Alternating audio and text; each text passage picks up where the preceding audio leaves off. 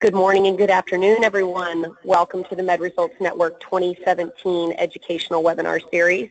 I'm Jamie Parrott, Vice President and Chief Operating Officer for MedResults Network, and I want to thank everyone for participating in our presentation today. As we have a very in-depth presentation, I'm going to get right to it. You all know that MedResults Network is a buying group designed to provide cost savings to our members. However, over the years, we've been asked to do a lot of other things for our members as well, most of which are in the arena of helping our members to find the right personnel. And that includes everything from reviewing resumes and helping our practices hire the right people. But in the last 6 months alone, I think we've been contacted at least 30 times to assist members and non-members in filling empty positions for medical directors or office managers and injectable nurses and of course other types of employees. Employee retention has always seemed to be an issue for aesthetic medical practices, and this could be a direct result of hiring the wrong employees or providing the wrong incentives or compensation plans or simply a lack of training. But whatever the case, due to the growing need for aesthetic staff, we know this is an area where many of our members can benefit from additional training. So for that reason, we've invited our partner and special guest, Jay Shorr of Shorr Solutions, to speak with us today about the benefits of proper employee selection, including training, retaining, and motivating your most valuable employees. For those of you who haven't met Jay, and I'm sure many of you have as he's a major presence at most of the aesthetic medical conferences, Jay Shorr is founder and managing partner of Shorr Solutions, which is a Florida-based medical practice consulting firm, and they assist practices with their operational, administrative, and financial health. Jay has served as the Vice President of Operations, and he was practice administrator for a leading board-certified dermatologist and cosmetic surgeon. That's in South Florida, and he did that until 2012, but he's also held partnerships in 2 leading South Florida plastic surgery centers as well. Jay served as a professional speaker for over a dozen industry organizations, and he's also certified as a certified medical business manager from Florida Atlantic University, and he's a certified aesthetic consultant from the Aesthetic Practice Association. Jay and his daughter Mara Shorr have personally been probably my favorite group to work with over the years, and they've provided expert advice and training for tons of our members in that time period. So I'm delighted to welcome Jay today, and keep in mind that during the presentation, if you have a question for Jay, you can actually type it into the chat box, and if he has time, he'll get to it at the end of the presentation. If he doesn't, or if you have a question you want to ask later, you can simply wait for the webinar to close, and we're going to receive a short pop-up survey, which will also allow you to ask your question. So for those of you who aren't familiar with our webinars, just please remember to fill out that quick survey, as it provides us with valuable feedback so that we can continue to provide you with the topics that you want to learn about in future presentations. With that said, I'm going to turn it over to Jay Shorr of Shorr Solutions. Well, thank you, Jamie, and it's a pleasure to once again conduct another webinar on some of the most compelling events that go on in a medical practice and or a med spa each and every day. And one thing, we're based here out of South Florida, going through a terrible rainstorm right now, so I am hoping that we don't lose power, which is sometimes quite common in the rainy season. Well, with that being said, Jamie did an excellent job of introducing myself, and I have worked with literally hundreds of clients throughout the U.S. and Canada in the operational, financial, administrative portions of their medical practices, and there is a commonality that even I suffered from when we owned the practice down here in South Florida. Ours was a dermatology, cosmetic, facial body plastic, and cosmetic plastic gynecology practice, and we suffered and we were rewarded with the same things that many of you do. However, the one commonality that I have found in all of the practices that we currently work with and all of the practices that call us for guidance and assistance is staffing and employees. And I try to explain to them that your number one asset in your business operationally is your staff. They will make or break you. And if you're always worried about training somebody and, to the best of your ability and they leave, think about the detriment if you don't train them and they stay. And that is going to lead me into our presentation. What we always have to understand is what medicine is. Real quickly, in every presentation that I do, I use this slide because the most important part of it is explaining that we are a science and we're in the healing business, whether it's healing for sick, injured, or trying to make people beautiful. Maybe people just need improvement, but it's a way to keep our patients looking young and beautiful. Medicine still is one of the most respected professions today because of the amount of education that it takes in order to become a physician, a mid-level practitioner, or whatever. And really, at the end of the day, you are all on this call because you are in business, whether you are a manager, a practice administrator, whether you're a mid-level practitioner or the actual physician involved. Never lose sight of the fact that medicine is a business. Otherwise, you would just be an employee working for a med spa or a hospital group or another practitioner. But because you've decided to go out on your own and it's a business, you seriously have to treat this business like the business that it is, or you will soon go out of business. Now let's go over the 6 steps. In hiring, retaining, the benefits of proper employee selection are great. Some of the benefits are profitability. The benefits are your patients are going to love your well-trained staff. And we're going to get into this in a little bit. But the steps in obtaining good employees starts with the recruiting process. Before you even have a staff member, and people call all the time and they say, Jay, how can I get a good employee? Where do I get employees?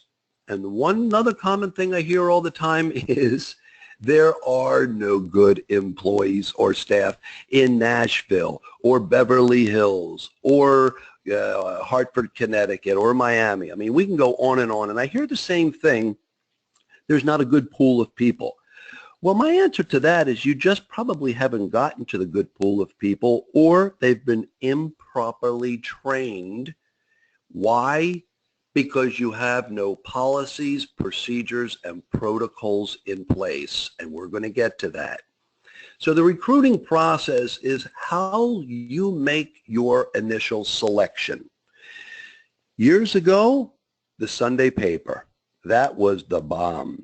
You would look and you would see pages and pages. Actually, there was an entire section on employments and want ads, but they don't have that anymore because very rarely do people read a newspaper. I still read a newspaper because I like the physical touch of the paper. I like to go more in depth, but I do read more on the news online. But you really, online is probably the better way to go in recruiting, whether it's Indeed, whether it's Enhance, whether it's Craigslist, whether it's Career Builders. I'm not going to share that anyone is better than the next. The best one to go to is the one that brings you the best candidate. But it's all in the recruiting process and how you write the ad. I write the ad in such a way that it's so inviting that unfortunately I get too many applicants. And what happens is when a client asks us to help them, we will post the ad blindly so that the applicant doesn't know where they're applying to. They just know the geographic location. We then review the resumes, we vet them, we'll do an initial phone screening, and then we will refer them back to you because we don't want to waste your time, basically. We just want you to get the candidates that I would hire if I was in charge of your practice.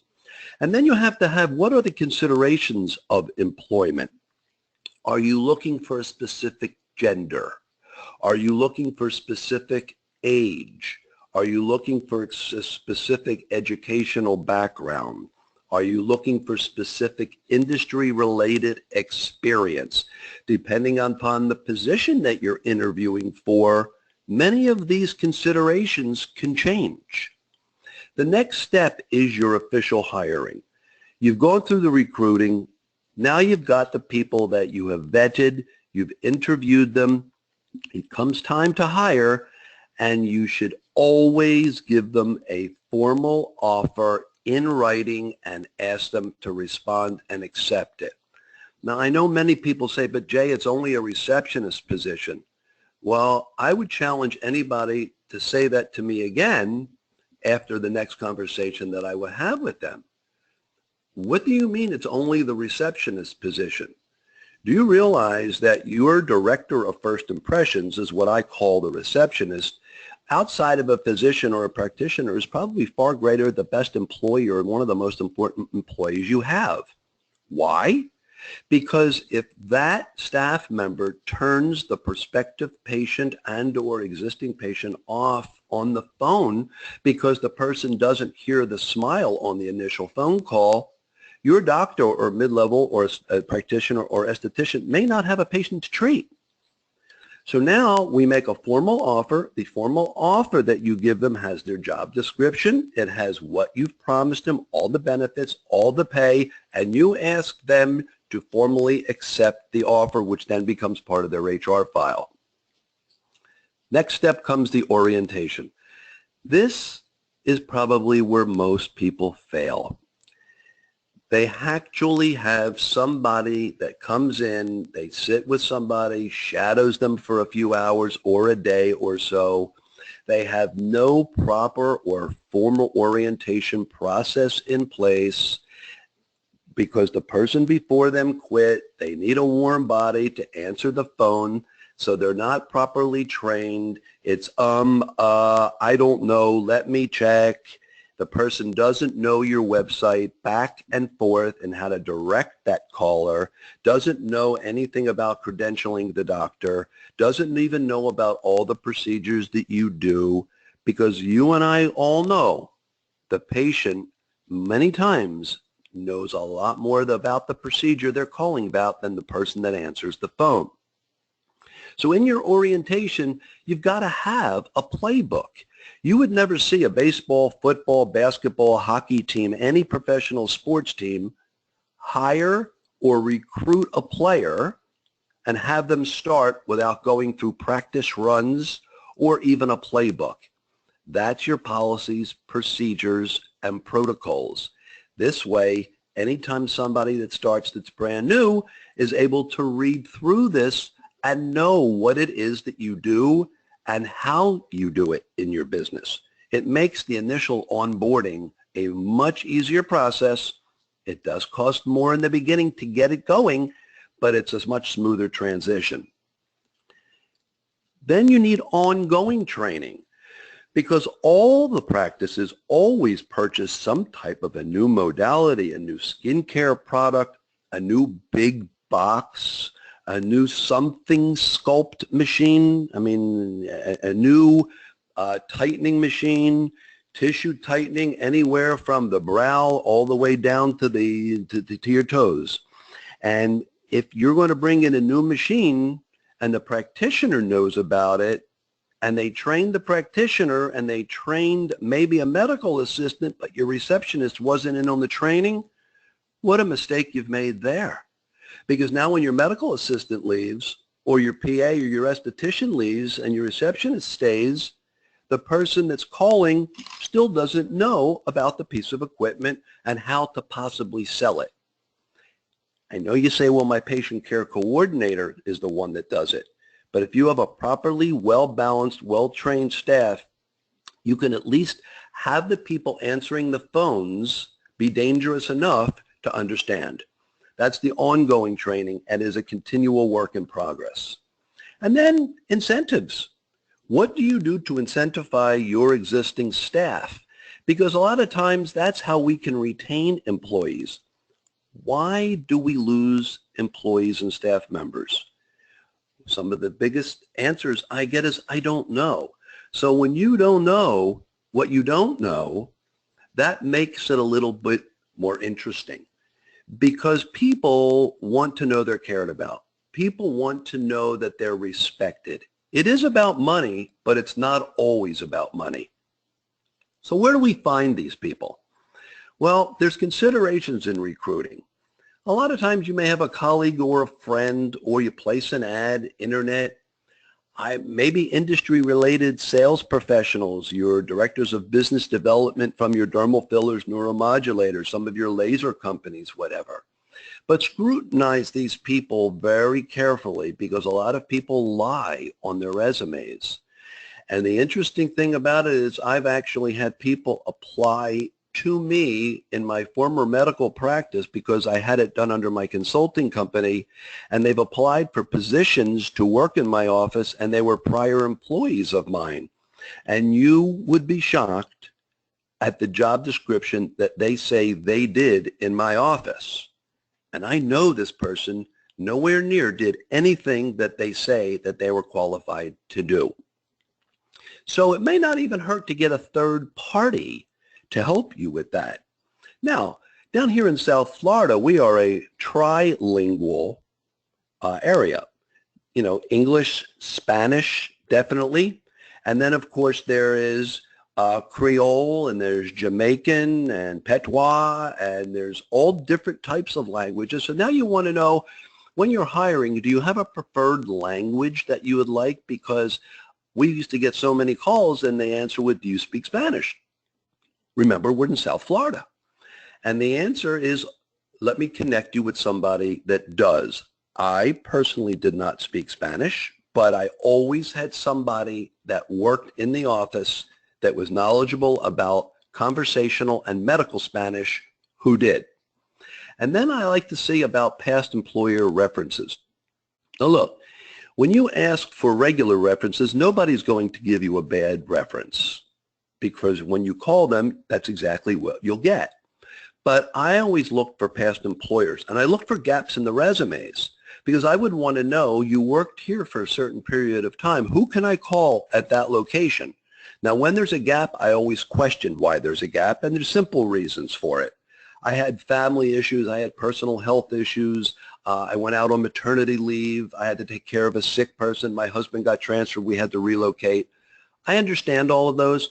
I like to see tenure when I'm looking at resumes, but there's always reasons that there are gaps or breaks. Be understanding in that.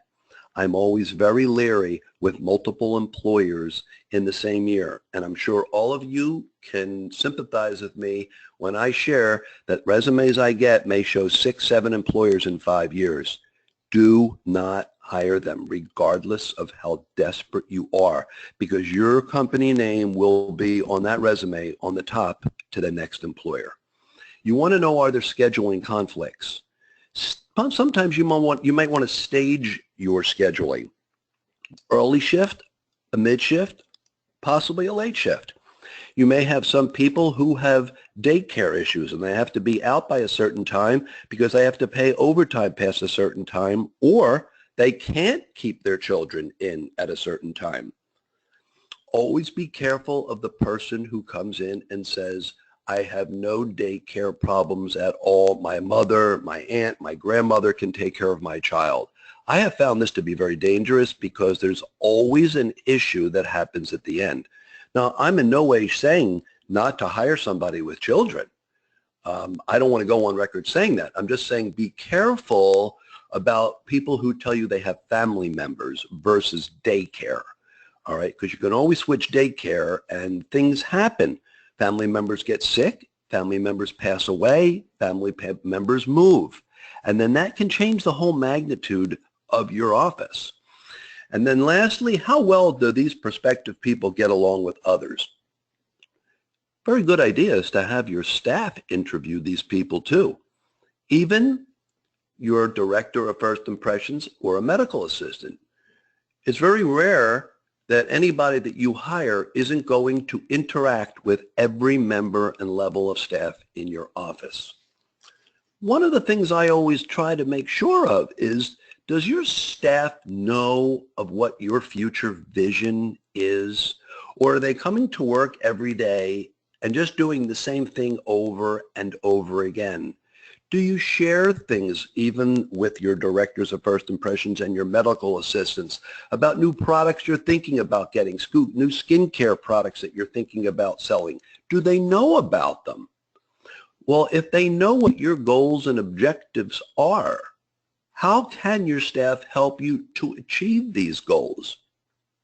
Proper training. It's very, very simple. And I did this every week. We had a different staff meeting, but once a month we had a general staff meeting.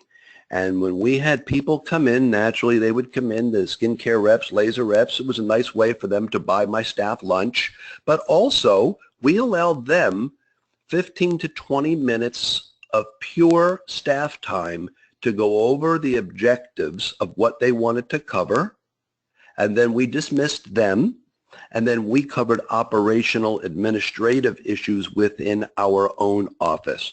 We discussed patient concerns, how to overcome those.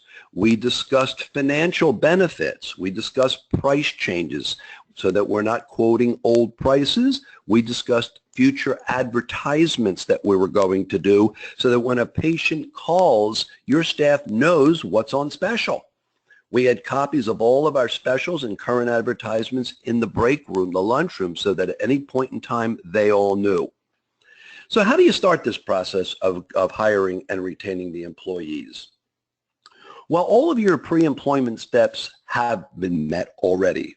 We went through the recruiting process and the orientation and the training, and it's got to be started immediately.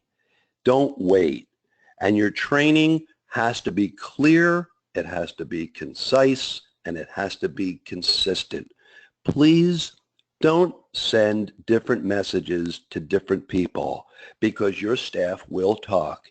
No matter how you feel and how you say, they don't know what each other makes, they don't know what the benefits are, they really, really do.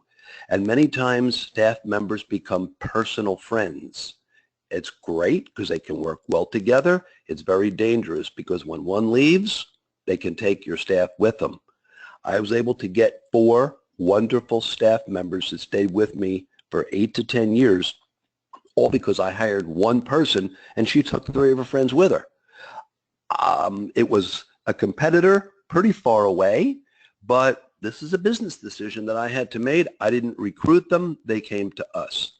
You need to cross-train. Every front desk director of first impressions that took the intake knew how to check a patient out. Every medical assistant knew how to check in and check a patient out, but not every front desk receptionist or director of first impression was a medical assistant. Every one of my estheticians were medical assistants, but not every medical assistant was an esthetician.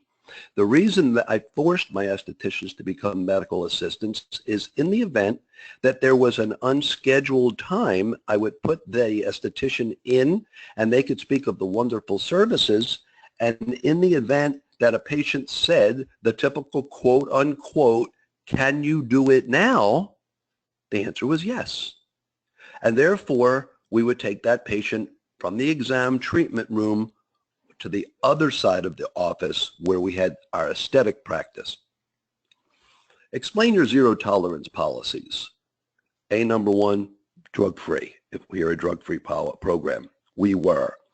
I did not allow cell phones or texting on the floor. The employee comes in, the phone must be turned on silent or vibrate and kept in a separate room. You may not carry it in your scrub pocket or your back pocket. I didn't accept the fact that I have little children and a nanny or whomever has to call me. I used to say, have them go through the front desk, and if it's an emergency, we will page you. We will not prevent you from speaking to them. But in our office, you never saw somebody walking down the hall with their cell phone in their hand texting. Number 1, it's disruptive. Number 2, it's very rude. All right, I know you may see it. I'm just sharing that it's not something that you should allow. It's a zero tolerance policy. Lateness and absenteeism. Things happen. Traffic. Children get sick. Spouses get sick. There's always a reason for it.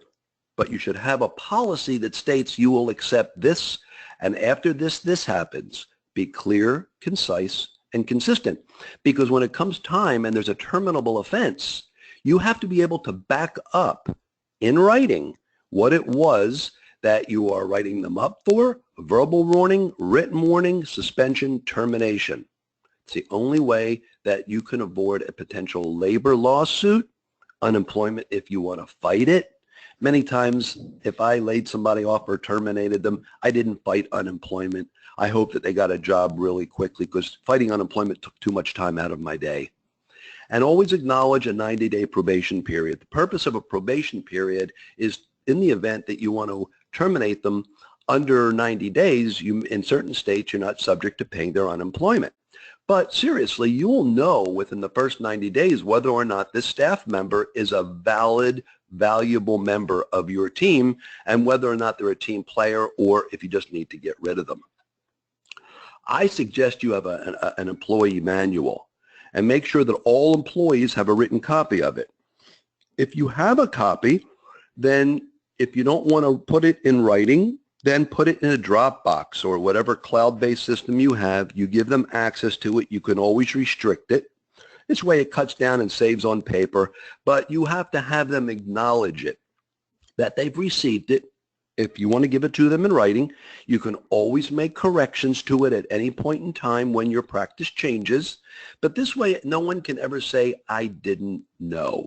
It outlines your disciplinary policies. It outlines what the policies are of your business with the job descriptions and all the forms for corrective actions that you may need in your practice. By forms, I don't mean consent forms. That's in a different book that you should be having, so that in the event that your medical assistant wrote on the last one, even though it's highlighted as master copy, you have another copy always, whether it's in the cloud or in a book. So now, your post-offer or pre-employment. Now, if you're a drug-free workplace, you need to have a system. Do not call it pre-employment, because then what you're doing is saying that before you work, you have to pass the drug test. Well, no, you offer them the job first, contingent upon successful passage of a drug test. You don't have to have a drug testing policy in your office. We did. It was part of our insurance. It helped us reduce workers' compensation. It helped us reduce our liability insurance. And it was a right thing to do. We had a surgery center. We had a lot of narcotics and drugs, PO and IV, that could seriously hurt or kill people. So we wanted to know that we were hiring the right people. Have a working interview if the state where you work allows it. If not, then pay him for the day. If you think that's a viable employee, get the reviews of other staff members. Once again, mandatory submission to a drug test if you're a drug-free workplace, and always explain the dress code. This is something that I find when we do site visits and we're looking for operational improvement. I see people wearing all different things. Some practices, people wear jeans. Some of them wear blue scrubs. Sometimes I see baby bears and I see paisleys in the same practice. Have your practice stand out from the rest. Have your name on the scrubs. Have your design on there, because many times your staff members may go for coffee prior to getting to the office, or they may go to the supermarket or drugstore after they leave the office. They may go out to lunch. It's a walking billboard to allow people that see your staff member in scrubs, and make sure that you have this policy that if you're going to provide the scrubs, then they've got to wear them. What is your policy on body piercings? I'm not here to share that you should have 1, 2, 3 earrings around the bottom or the helix of the ear, nose rings, lip rings, tongue rings, tattoos, visible tattoos, non-visible tattoos. What is the makeup? They all come to the interview, and their hair is always done for the interview. But for some reason, after they start, The makeup and the hair just isn't as much of a priority anymore. And I used to share with an employee, the way that you came to the interview today is the way that I would like to see you working every day that you come here. Don't just hire a warm body, because you will always be feeling the heat. An ill-trained in-person, or the person that you hire and put to work the same day, that's uneducated about your practice, that doesn't have policies, procedures, and protocols, will never benefit you or move you into the next direction. Because, as I said earlier, if they don't know your future vision, there's absolutely no way that they're going to be able to help to get you there.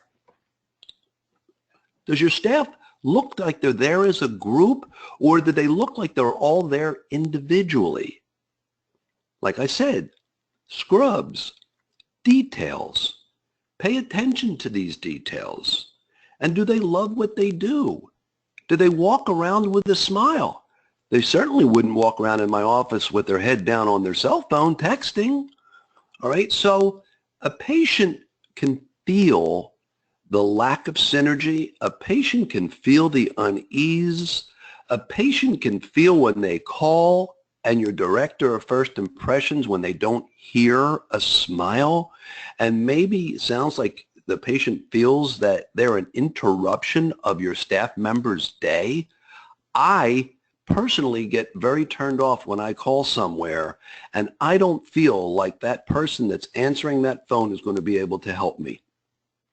In our office, it was dermatology and plastic surgery. This is Jay and I can help you. Sounds kind of corny.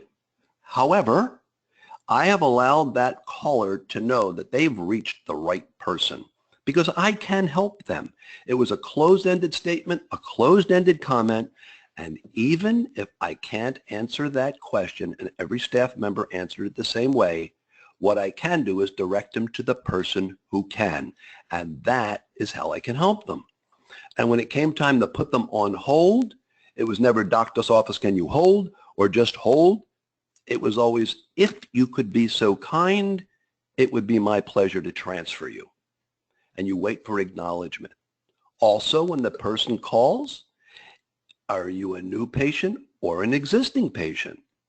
And when they say they're a new patient, the next comment from that staff member should be, please allow me to be the first one to welcome you to our office. You think, wow, this is wonderful. This is a Four Seasons experience. And when that patient comes into your office, are they walking into an office with this dead body behind the desk that never stands up and just sits there with their cell phone on the desk? Or does the patient walk in and are they wonderfully received by the person who stands up, greets them by name, if you know that that's the person, you already pulled the information, hopefully, and you know who's coming in at specific times, and are they roomed in the reception area next to the waiting room? That's what happens in insurance-related practices only. We have reception areas with no magazines so they can read about Brad and Angelina, because who cares? And they have all those magazines that have all that bacteria from other people licking their tongue and turning the pages. You should be having information in your office about you, because nothing that you get for free from any vendor about their product isn't any different than what they have in every other office. So you're wasting real estate. Either have a TV monitor with rolling things that you do and personalize it. And I don't want to mention any particular names of vendors, but if anybody wants to contact me, I will give you those. I will mention one because they are a member of the MedResult network, and that's MediPlay.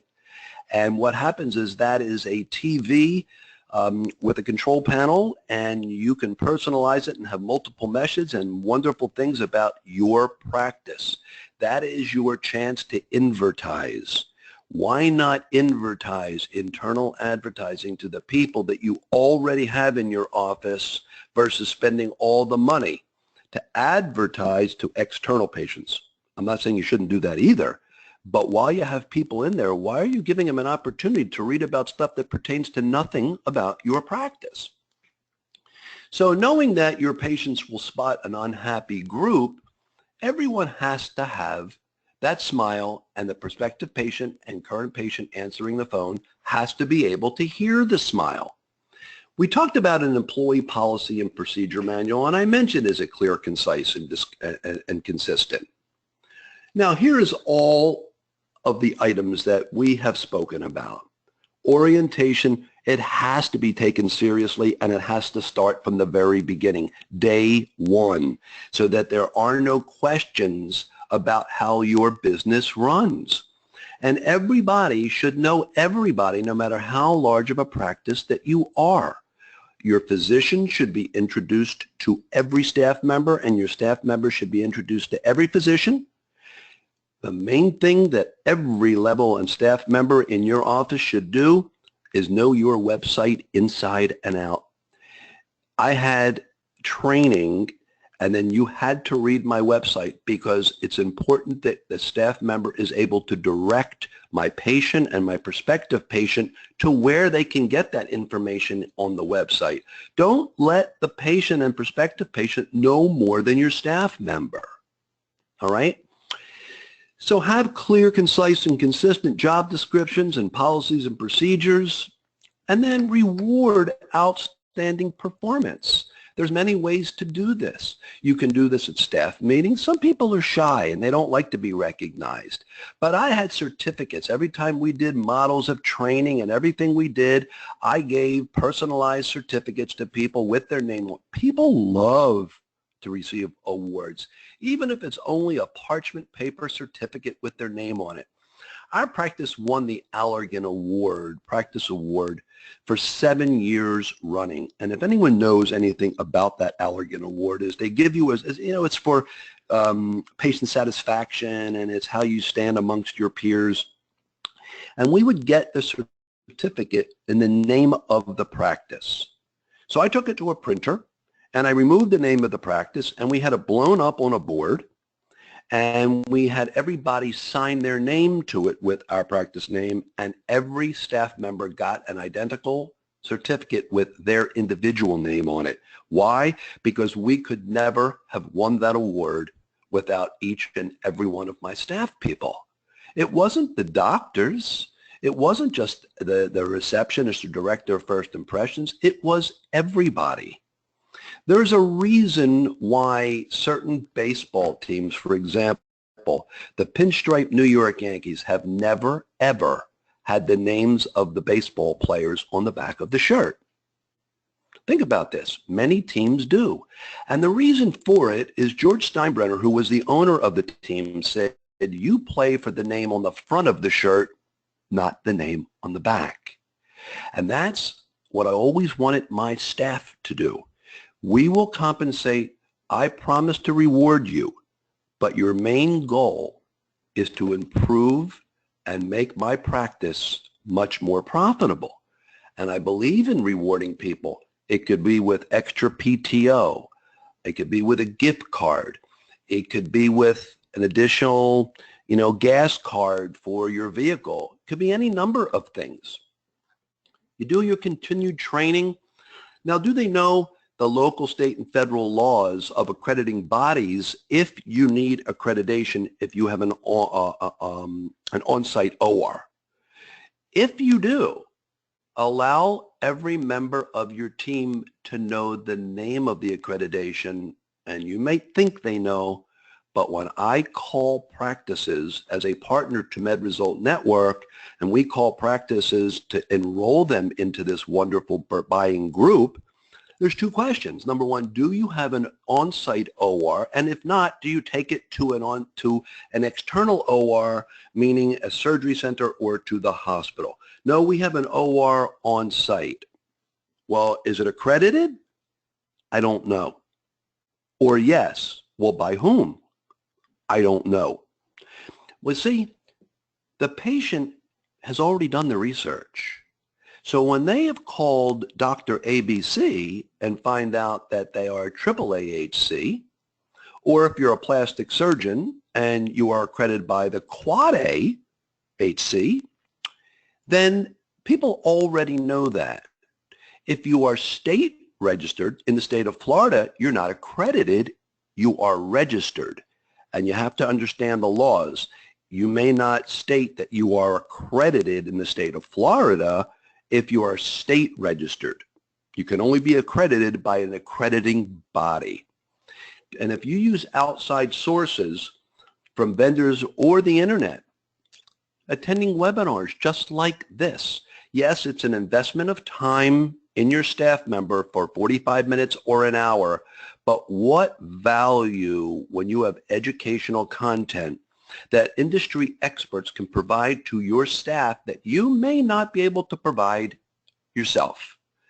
Whether it's outside consultants from the laser companies, from the filler companies, the skincare companies, website vendors, or even outside practice management consultants like myself, they can provide valuable and useful information to you and your staff. Performance reviews are a must. Remember the old golden rule, do unto others as you would have them do unto you?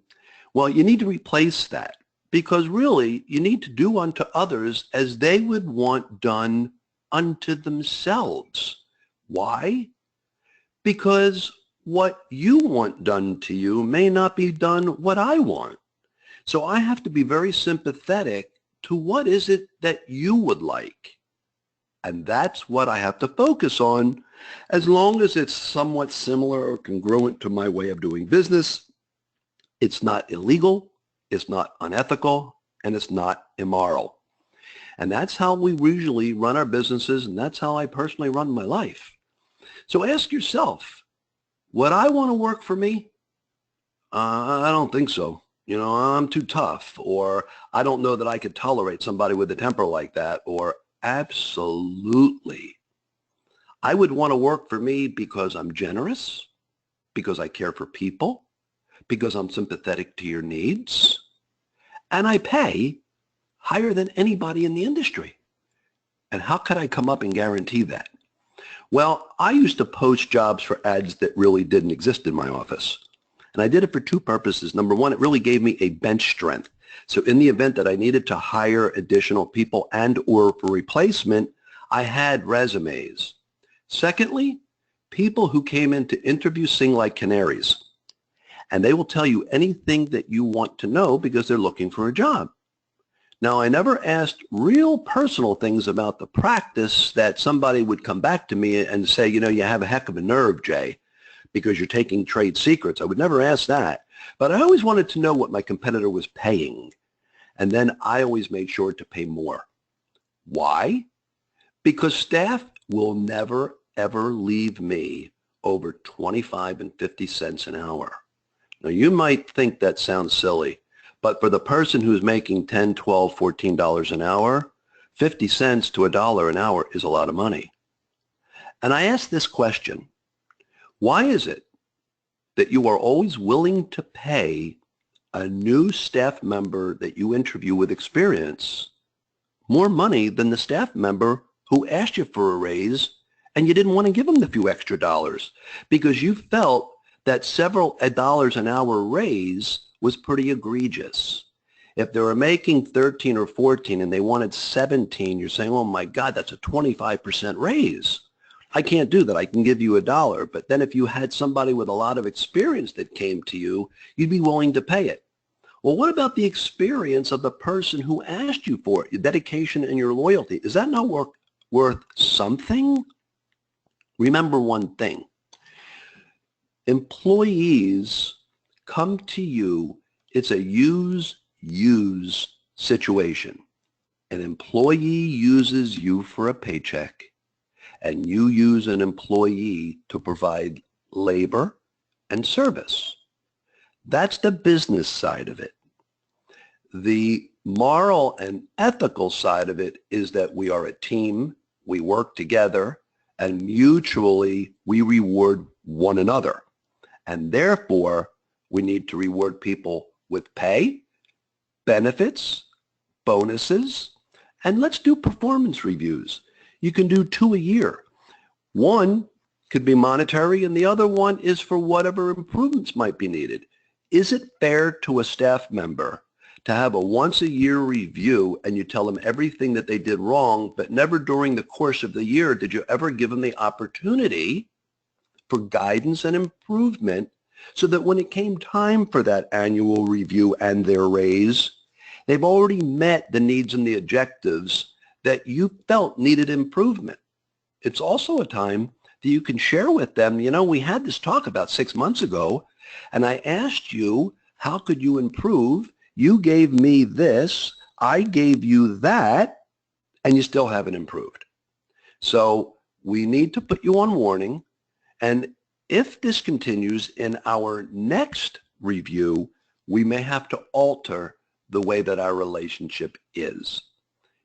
Employees need to be reminded, not taught.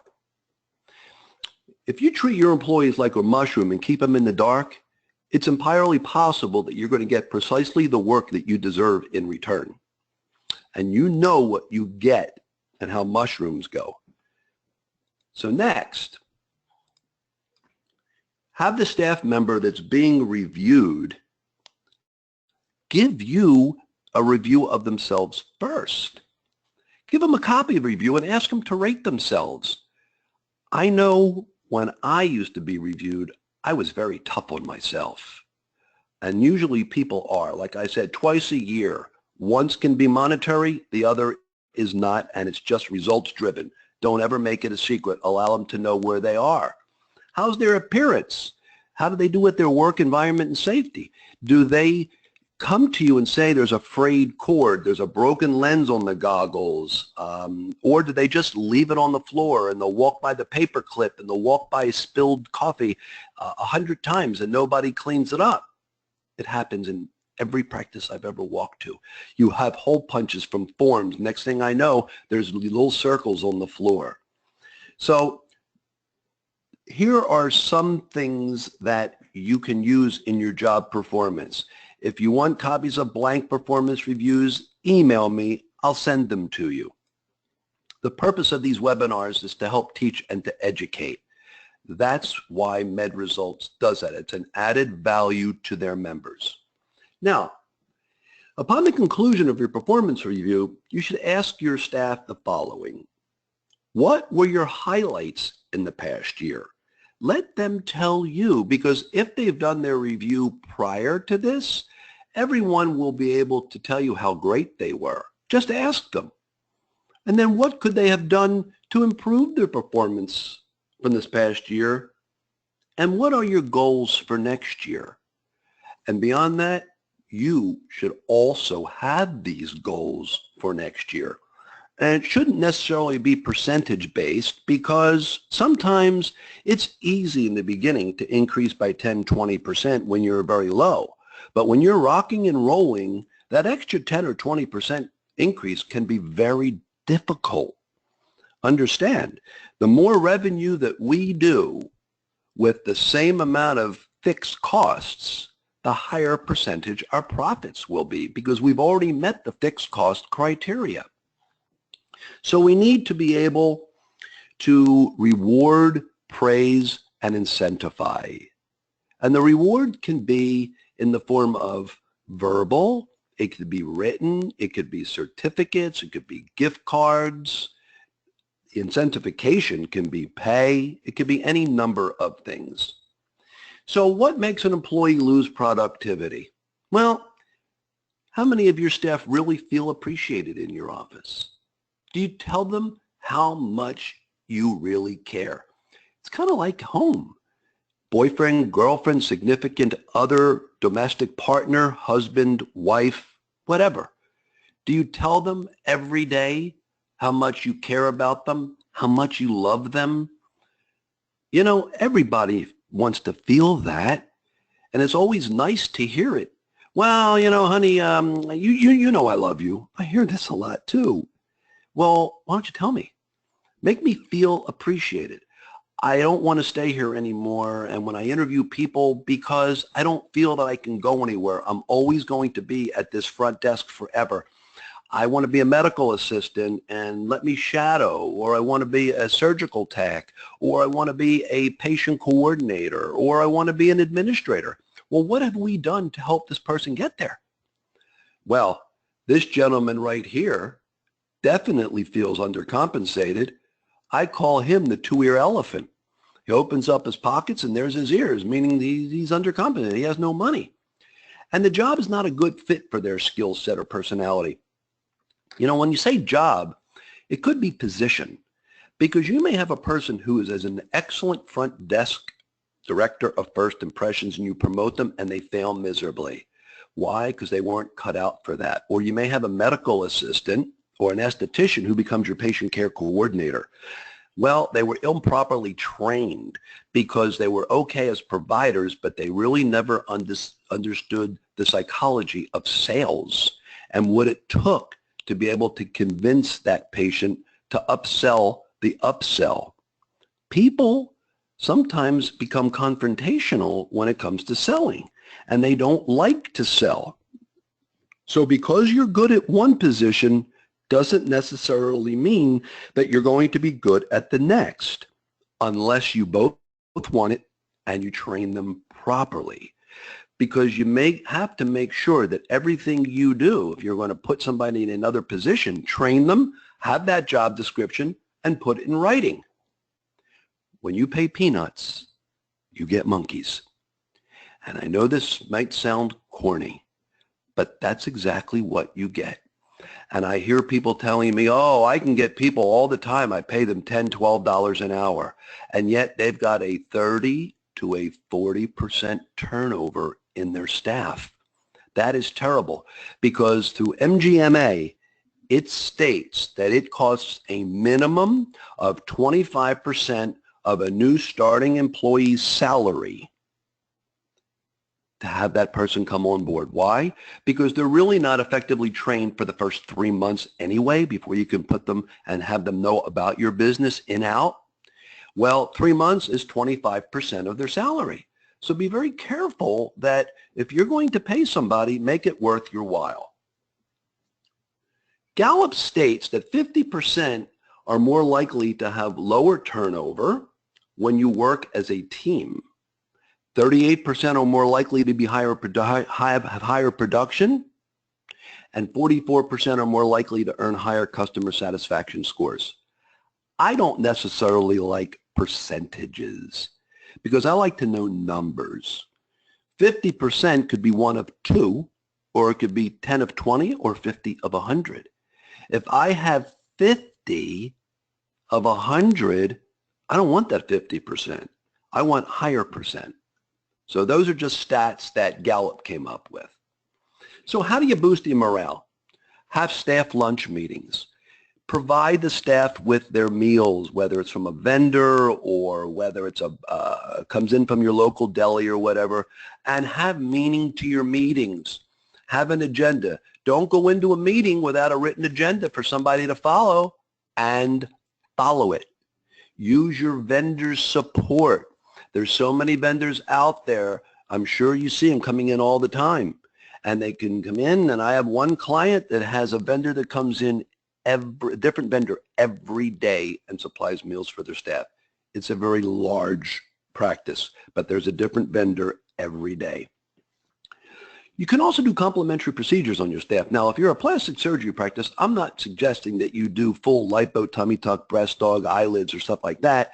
You could have a tray charge for the actual cost of your OR, the cost of the implants. If your anesthesiologist or providers are willing to do it complimentary, that's good. But all of my aesthetic procedures were always done for free. This way, it allowed my staff to be able to credential the provider, just like your staff should be credentialing your doctors and your estheticians and your PAs, saying how wonderful they are, boast about their educational background, boast about what all the patients are saying about them. Have a testimonial book in your reception area, even if it's written on a napkin or a tissue in handwriting. They look pretty coined when they're all typed out in a Word document in a book. You know, have the actual card. Make it look real. Make something out of a staff's birthday. We ended up having 27 employees, so what I had to do is we used to do it every different employee, and it became very time consuming and very expensive. So what we did is we had it once a month for everybody whose birthday and anniversary was in that month. And don't be afraid to invest the money. It's not spending the money, it's investing the money and taking your staff to some of the local or national conferences. You'd be shocked. It gets them pumped up. It makes them feel important. It's not an expense. It's an investment. I ended up taking my entire staff. We closed for 5 days, and we took our entire staff to one of the national conferences in Las Vegas. I won't mention it because I don't want to promote any one than the other. But people said to me, why did you spend so much money on airfare, hotels, shows, meals, and the conference? I said, I didn't spend anything. I invested it. Because when we came back, they were wonderfully engaged. Reward good behavior. Put it on your website. Speak about it in your staff meetings. As I've said, give them certificates of appreciation. Give them that competitive salary. Give them great health care benefits in the future if there are going to be any great health care benefits. But whatever they are, there's going to have to be the best of whatever is available. Do you pay a portion of it? It's horrible that there are practices out there, maybe because you're small, but because there are practices that do provide health care benefits, you're going to be on the short end of the stick if you don't provide something. Have a flexible schedule so that you can have maybe a morning to a mid to an afternoon so you never have problems covering it. Do you give them paid holidays and paid vacation? If not, and you're thinking about it, call me. I'll give you some examples of how to do it inexpensively. Maybe pay their cell phone bill for a month. Give them a certificate for a high-end dinner. Not everybody will be able to afford the luxuries that you do. I am, in my life, appreciative for everything I've been able to attain and achieve because I know somewhere there are people that will never be able to either travel to places that I've been to or attend a conference or go to a wonderful dinner of some of the things that you and I have done. And it's not because we are any better. It's because we've had the opportunity. All I'm saying is if you allow them the opportunity, it goes a long way and makes them feel appreciated. Find out what your employees say is important to them. I've always felt early in my career before I was self-employed that what is important to my boss and my employer is more important to me. That's how I keep my job. That's how I can command a higher salary because it's my facts against your opinion. Don't go into any type of a conversation with somebody without having your facts because you know what they say about opinions. You have a 1 in 4 chance of convincing anybody, especially me, because if it's your opinion against my opinion, I win. If it's your opinion against my facts, I win. If it's your facts against my facts, I'm probably going to win. But if it's your facts against my opinion, I'm going to take a pregnant pause, sit back for a second, do the and say, you know what? I really never thought about it that way. Thank you for bringing that to my attention. I appreciate it. Lastly, if these tactics don't work with disciplinary, address the issue without room for debate. All right? When you have to let somebody go, when you're doing your job description, figure out a way to solve the problems of what works after what you've tried didn't work. Many times the people, the staff members that physically do the job are probably the better ones to tell you and share with you the points of how to do it because they see the pitfalls each and every day. Thank you very much for listening for the last however long this took. I appreciate the time that you took out of your busy day, and I am certainly open for as long as Jamie allows to answer any personal questions. Jay, thank you so much for your presentation, for joining us today.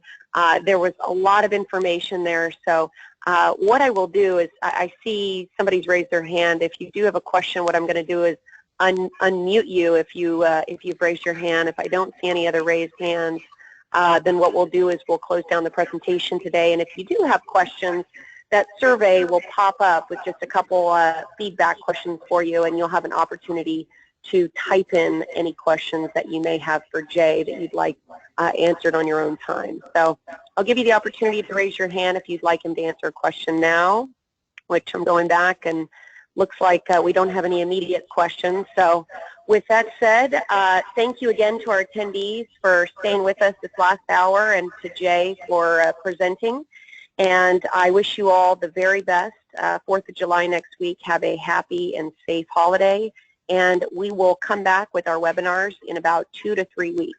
So I hope to see you all on our next MedResults Network educational presentation. Thank you again, and take care.